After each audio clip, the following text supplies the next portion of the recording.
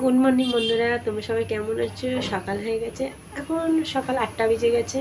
আমি অনেকক্ষণ উঠেছি। ওঠার পরে মেয়েকে স্কুলে দিতে গেছি, মেয়েকে স্কুলে রেডি করে দিয়েছি, ওর বাবা দিয়ে এসেছে। আর দেখুন আমি আজকে রান্না করতে বসে গেছি। আর কালকে পুজো করেছি, তাই জন্য একটু চোখ মুখগুলো একটু ঢুকে গেছে। তোমাদের তো কালীঘাটের ভিডিও পোস্ট করেছি। আর দেখো আজকে আমি কী রান্না করেছি মানে ডাল করেছি, ডাল ছিল একটু সিদ্ধ করে, সেই ডালটাকে একটু ফোড়ন দিয়েছি। এই দেখে নাও, ফোড়ন দিয়েছি, এই দেখে ডালটাকে ফোড়ন দিয়ে একটু মাখা করেছি।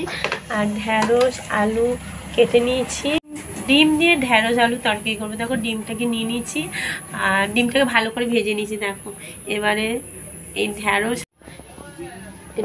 আলু দিয়ে রান্না করছি। আর তোমরা কে খাবে বলো। আর ঢ্যাঁড়স আলু ডিমের তরকারি দেখে নাও, ঢ্যাঁড়সটাকে দেখে নাও, দেখুন ঢ্যাঁড়স আলু আর পেঁয়াজটা কেটে রেখেছি আমি এখানে, ডিমটাকে ভেজে রেখেছি। মানে কেমন লাগে সেটা জানিও। আর যদি ভালো লাগে ঢ্যাঁড়স আলু আর ডিমের রেসিপি যদি পেতে চাও তাহলে আমাকে কমেন্টস করো, তাহলে আমি পরের বারের রেসিপি তোমাদের দিয়ে দেবো।